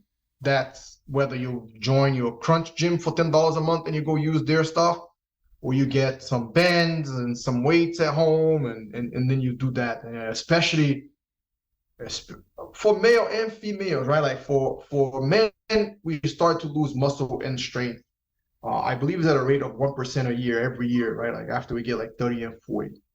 And then for the ladies, they start to have to deal with bone loss and things like that. And resistance training can mitigate a lot of that, right? And then it comes, the mobility and injury prevention type of stuff. What you eat, right? Like the type of stuff that you put in your mouth, does it belong in your body? If you're asking yourself to go do 5-6 rounds with people that are super fit, right? Like you have to think about that. Like what type of fuel are you filling your body, right? And then, the type of stuff that you put in your mind, right? Like I joke with my guys, and I don't have anything against video games, man, right? But man, the amount of like adults that spend like, let's say over 10 hours a week playing video games, right? Man, that's a lot, right? Like, so I feel like video games is like the new party with these guys. Like that's 10 hours that you could have had of, maybe a couple of days you would have gone for a run, a couple of days you've gotten some lifts, a couple of days you do some core work for your back that's hurting, maybe some foam rolling, or maybe just read a book, right? Like it doesn't always have to be stuff that makes you better at jiu-jitsu, right? And I know a lot of people love video games, and I don't have video game at home also because I love it, because I would be one of these guys playing 20 hours a week in video games, right? I'll be like Thunder Blast with his Game Boy when he was young. I don't think he's a gamer anymore, but I know a lot of my guys that are gamers and I make fun of them. If we ever have Tom on, we're going to ask him about the Game Boy. But to answer Louis' question, it's like, man, like you got to do some aerobic training. You got to do some, lift some weights. You got to eat clean. You got to watch what enters your head. And then you got to be at the academy, as much as you can. If you're 30 and over, you need 2 days a week off. If you train Monday, Tuesday, Wednesday's got to be off. Then, Thursday, Friday, Saturday, and then Sunday's got to be off. There it is. That's kind of you got to remember, good in, good out, if right? You do that for 2 years, you're going to be very good. Yeah, there you go. All right, so our last question is from Gemma. Gemma, we actually we ran a foundation for a little while called the Jiu-Jitsu Dummies Foundation. She was our second winner of a 1-year scholarship for jiu-jitsu. We paid for her jiu-jitsu. Gemma? Little Gemma. Hi, yeah, Gemma. She sent us a question. Hey, Gemma. Hi. That's amazing, guys. She says, Okay, so my question is, she's in her teens. She's I think she's 14 now. Sorry, Jim, if I got that wrong. How do you feel about females fighting males, everything being equal, like weight, belt, and skill? Do you think it's okay for a woman to fight a guy? Man, I'm gonna get in trouble for my answer here. Maybe not. This is like entering like the political. I'm gonna get canceled for my answer over here. No, man. Like my answer is this: my daughter runs at the highest level now. You know, they went to state championships in her cross country team. She's gonna run track in college. I don't want my daughter running against the boys. It's not fair, right? Just like I don't think it's fair for lightweight to fight a heavyweight for the same medal. If they both entering the absolute division, then I think it's okay. As far as like for a girl, I'm gonna try to answer that in a very thoughtful way. I don't think a girl that's 14 and a boy that's 14, if they're same weight, that the girl should have the expectations of tossing the boy around, right? Now, when the girls are 11, 12, and 13, bro, my girls kill all the boys. It's almost like terrible. You get all these parents that bring the girls because the boys are being bullied, or they want the boys to learn self-defense. Next thing you know, you got some cute little 11-year-old with a ponytail tossing the dude's son around, and you just parents going like that, right? And the reality is the girls develop earlier, right? Like at that 10, 11, 12 years old, the girls are preparing their bodies for the period. So the aerobic system is already developed. Like they literally have way more oxygen for their muscles that the boys have. That's why the boys are all loopy, like they don't freaking pay attention. But then the testosterone kicks in when they're like 15, 16 years old. And it's definitely like a huge difference in size and strength. Yeah. So my answer to him is, I don't expect someone that's not as strong as somebody else, not as big as somebody else, to go and just beat up on that person, irrespective of gender. Yeah, I won't leave you hanging out there by yourself, because as a father of two girls, I agree. When they're kids, I think it's okay. Once you start to get to about 12 years old, bodies are changing. When a boy starts to hit puberty, probably like more 14, right? 13, 14. They are just genetically stronger. I'm going to get killed on this too, aren't I? They're just stronger. I mean, it's just they get tougher. No way. Yeah. There's no way. Nice. I think, I think, as a kid, and I know Gemma I probably still competes against boys. I know I follow her and I see her competing in jiu-jitsu tournaments against boys and winning. And I think there'll come a point, though, there's a reason why they get separated out, and there'll come a point in the teens where that's just not going to happen. I'm not saying that Gemma or somebody else couldn't beat a boy. I think strength-wise, just muscle-wise, it becomes a different beast once they get into their late teens.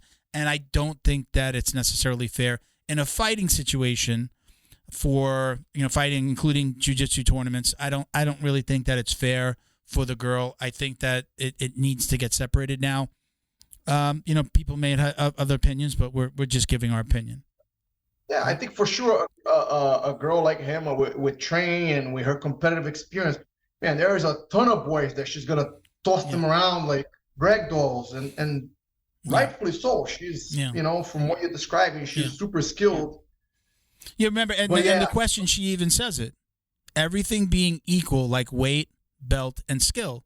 When all things are equal, yes, if you were training for 5 years, 6 years, 10 years, and somebody, a new boy or man comes into the gym, you're probably going to do pretty well against him. But again, all things being equal, weight, skill level, the experience in jiu-jitsu, it gets to be difficult. And, I think as a coach, you don't want to see any student get hurt. But are you going to, I'll roll with women if they want to roll with me. I'm obviously way bigger than the average girl in my school, but I think once you start talking about in competition settings, you're just not going to see it. You're just not going to see an organization put. You are a big fur girl. And, yeah, and I love my girls. I mean, I love all the girl students because when I started training, there was no girls, you know, and I loved having my daughter on the mats. But I especially love my, 11, 12, 13-year-old girls because they're so athletic. Like, they move so well, and they learn jiu-jitsu so fast. It's a sight to see for sure. It's exciting for me as an instructor, and I've been around, some pretty impressive people as far as martial arts, but like I'm always excited and delighted to see the girls training. I do not want to see grown-up boys and girls competing against each other. I just don't think it's safe. I secretly enjoy when I see a video of a young boy and a girl fighting, and the girl wins and the little boy cries. Amazing. I secretly enjoy it as the father of two girls. I'm like, oh. Ronda Rousey against Gordon. No way, never gonna happen. All right, so that's the end of those are our listener questions. So now we're gonna do something called the drill down. The drill down. Here comes more trouble. Yeah, so these are questions that we ask just about every guest. Usually a variation. I switch them up over time, but this we'll ask these and then we'll wrap it up. So your preference, gi or no gi? No gi. No gi always. For me, for not you. for anybody. Okay. Yeah. Takedown or pull guard? Takedown. Yep. Favorite submission? Guillotine. Music during rolling? Yes or no? Never. Old school. No music. No music. In your schools. I don't even listen to music when I run, man. That's my time to be in my head. So if you in your classes, there's no music on. Not if I'm around. They usually put music when I'm not there. These bastards. The other day I really try not to be late. I'm not like trying to skip warm-ups guy at all. We were talking on the last episode. I want to be a black belt that does the warm-ups with my fellow students. I showed up to class. We usually have the music on low in the background, and I showed up. They were already drilling. I jumped on the mat, and you could hear a pin drop. It was really quiet, and I asked somebody, I'm like, did I miss something?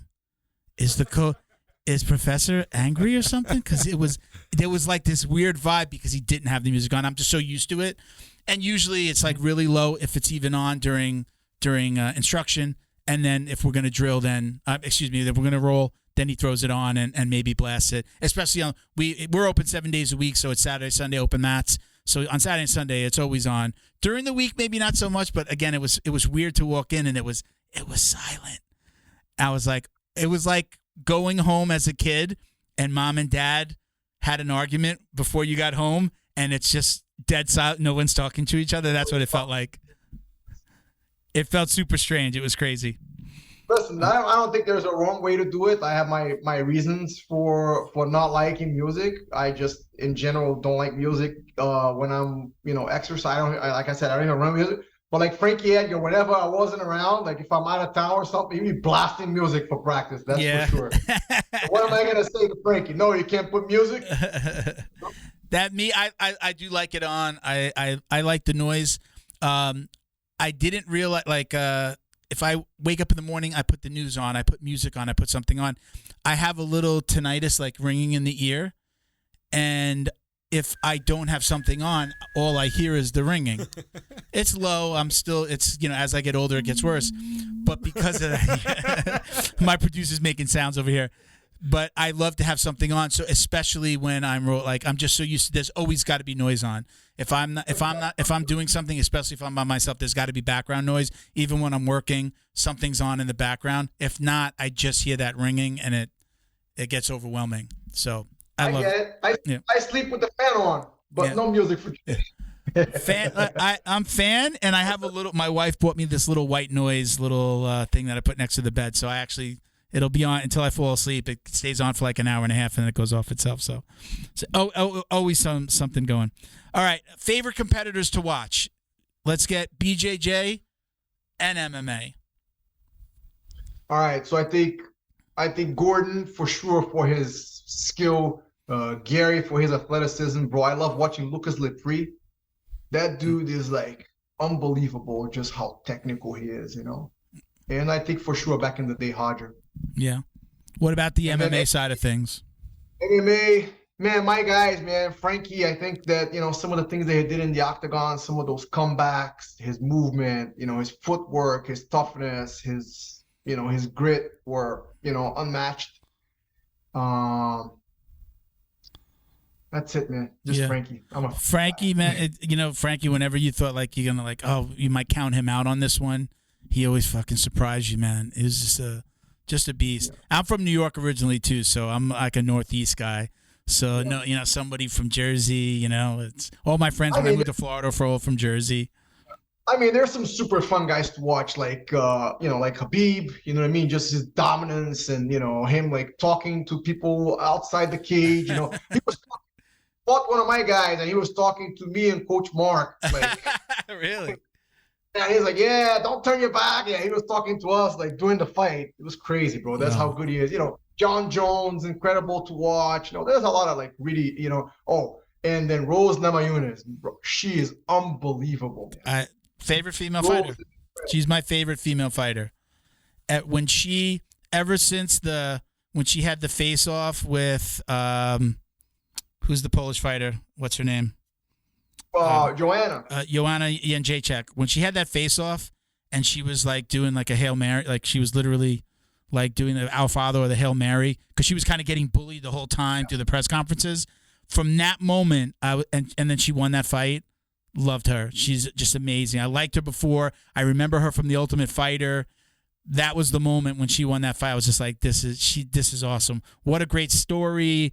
What a great story about like mindset and just like she just blocked everything out and then she went and won that fight. It was amazing. Yeah. So how I found out that this girl was as good as she is, right, Rose?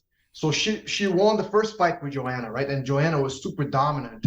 And I hadn't really like paid attention and stuff. And we go to fight at the Garden. I had one of my guys in the card. It might have even been Frankie. We did the Frankie or Corey. And we're in the same locker room with Rose, right? This is the rematch with Joanna. And I walk into the locker room and I know who she is. And I'm like, oh man, like this girl got lucky last fight. Like she's going to get killed. And I watch her warming up. And everything this chick did was perfect. Like, every kick, every punch, every dip, every slip, every block, every movement on the ground, every takedown attempt, like everything she did, I was like, man, she's going to beat her again. And then she went out and she beat her again. She's amazing. She's incredible, man. Like, I'm a huge fan. Love her with or without the hair. Me too. So I just want to. Next question is your ultimate goal in the world of jiu-jitsu. What would you like your legacy to be? Man, I think probably a few more years. One thing I like to do is write a book. Okay. You got some good Renzo stories, I bet. Yeah, I have this idea for trying to visit a bunch of schools and train with people and get my experiences and just sort of do I don't want to say too much what my idea is, but I'd love to just travel the United States, go visit a couple places, and then just write what my experiences and observation was from each place that I go to train. That's cool. Kind of like getting my butt kicked diary. Yeah, I like it. You got to come pay us a visit. We're in Florida. You come down. If you come down to Miami, let us know. You come in house and we do another one. Yeah. Just a quick shot across. Was it 75? Yeah, quick shot across. I don't know. Yeah. All right. Our very last question. We call this this is the most important question that anyone could be asked in the world of jiu-jitsu. Do you or do you not wash your jiu-jitsu belt?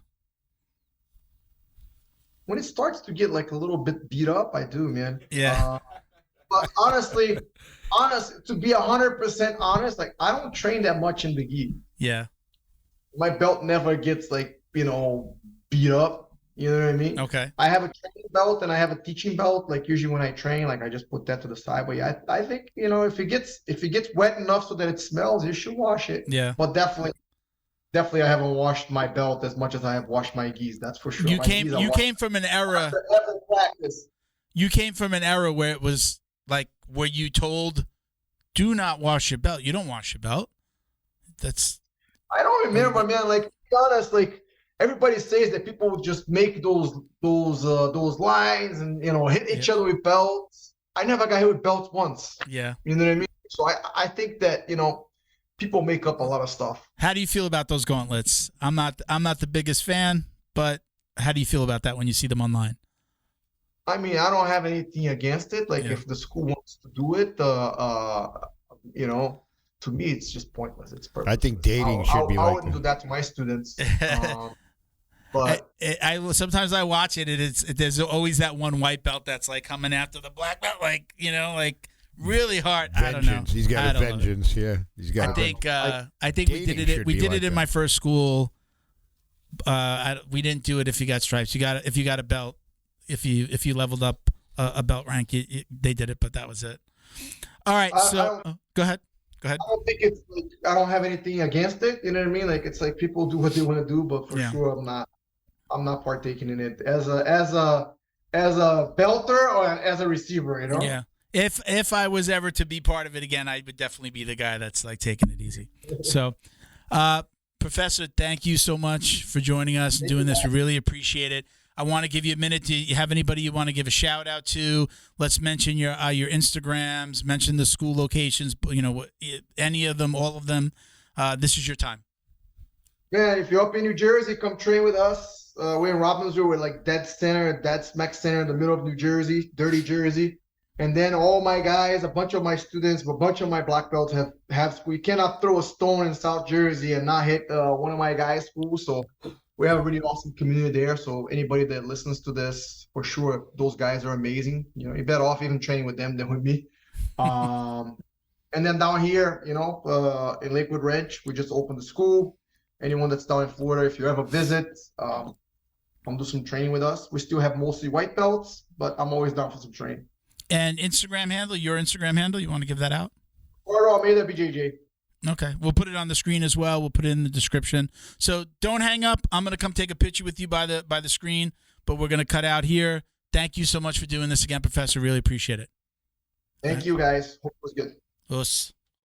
Jiu-Jitsu's favorite monthly subscription box has now joined the Jiu-Jitsu Dummies podcast. The BJJ box is delivered to your door filled with premium jiu-jitsu and grappling apparel, equipment, supplements, supplies, snacks, and more. The crew at the BJJ box find the best in the world of jiu-jitsu and guarantee every box to be worth more than the cost. Each box includes 4 to 7 items you're going to love. Visit thebjjbox.com and use code JJD10 to get $10 off your very first box. And give them a follow on Instagram at TheBJJBox. Neutral Zone is Combat family owned, so they know you need to keep yourself and your equipment clean. They created Neutral Zone Clean wipes and sprays for just that purpose. Neutral Zone products are formulated to reduce the risk of bacterial and fungal infections. Whatever's making you sweat, weight training, rolling on the mats, yard work, or just working around the house, Neutral Zone Clean wipes and sprays can make you feel and smell refreshed. Use code JJD to get 15% off your online order at neutralzoneclean.com. While you're there, sign up for their newsletter to receive the latest info and updates on product launches like their new shower gel and soap bar coming soon. Are you Neutral Zone Clean? Special thank you to the crew over at Flow and Roll for all their support. Flow and Roll is renowned for their incredible no-gi rash guards, shorts, and leggings. Flow and Roll has quickly become the premier custom apparel provider for academies big and small throughout the United States. Reach out today to discuss your custom order and ask about their incredible pre-order program. You can send an email to flowandroll@gmail.com or visit their Instagram at flow_n_roll and shoot them a direct message. And yes, they can create an awesome custom gi for your academy as well. Visit flowandroll.com to check out their awesome designs, and while you're there, pick up a Jiu-Jitsu Dummy signature tee exclusively at flowandroll.com. And remember, you'll get 20% off your purchase of t-shirts, rash guards, or gis with code JJD. All right, man. Super cool, right? Very cool guy. Great dude, man. I appreciate Very him coming on 90s. so Very much, man. 90s kid. Yeah. You can tell he's a teenager from the 90s. Yeah. It was cool, too, because when I think about the 90s, I was in my 20s. Man, when I was a kid, my dad gave me a book about jiu-jitsu. Yeah? I never told you this, but he gave me a book. I was young. I was maybe like 14, 15. Yeah. He gave me a book about jiu-jitsu, and I kind of looked at the moves and stuff from the charts, and I was like... That's funny that you say that, because back then it was a book and pictures. It was just starting out, yeah. Like, I didn't realize. I almost brought it up before. Had I gotten into it then, I would have been at the beginning. Yeah. I would have been one of those people with the early days of jiu-jitsu. Jiu-Jitsu University is one of my favorite jiu-jitsu books, and it has the pictures. It has, like, you're going to do this move, and it shows you foot. I learned that way, like, okay, I could see the move, and I know most... But I'm like, where was his foot? Yeah. That's the way how I need to. Great, I could do the move up here, but where was his foot? Yeah. How did he get leverage? Like, how did he do the thing? There's, where are all four of your limbs? And I don't think a lot of people do that. I'm not saying that I'm great at the moves, because I have to practice just like everybody else, but I can't do it well until I see, okay, where are all four limbs? That's why the videos are great. That's why the videos are great. Yeah. Because I find myself watching. Yeah. I watch people grappling. Yeah. And I'm watching that. I'm watching where their foot positions, their arm positions, how they're leveraging their bodies. There's a lot of things with like like I'll see somebody like they post on their elbow, like they're on their back, maybe they come up on the elbow and then they post up on the hand. Sometimes when you're watching a move from one side, you don't see where, oh, he was on his elbow. Oh, okay, I see how he got there. Because then, like, oh, I'm trying to sit up and I can't do this move. Oh, wait a minute, he was using his elbow. Oh, you know what really gets me? What I really enjoy seeing? How somebody turns a move around. Let's say they get grabbed from behind or something, and how they flip that around, and now they got the other guy grabbed. A counter. But those smooth, fluid counters, that's amazing, because to me, once you're grabbed, you're grabbed. That's how. That's the mentality. Then the jiu-jitsu kicks in. Yeah, that's where it's like, okay, no. But very cool dude, man, and he's well spoken too. You could tell he's speaking from his own game. He's seen a lot, man. Not other people's games. He's not referring to people. He's speaking from his experience. He's been in the corner for Frankie Edgar, for Eddie Alvarez. He's traveled with Renzo Gracie. And the fact that his kids, to his kids, those people that everybody wants an autograph from, Uncle Eddie, are like, family. That's a trip. We'll leave it there. Check us out at Jiu-Jitsu Dummies for all the ways to watch, listen, and support. I am Uncle Milty BJJ on Instagram. Bo? At Badworks, BADWERKS, and Mini Miguel is JJD_DJJ69 on Instagram. So check him out as well. We should see him next week, right? Yeah. He's got a whole. Yeah, he said his wife and his daughter are. His family is going away for a month. He's not here today because he's hanging out with his family. He's got 4 Thursdays. Now, Gotcha, Miguel. We'll see you next week and the week after and the week after. He set himself up. All right, everybody. Thank you for watching and listening. Peace, love, jiu-jitsu.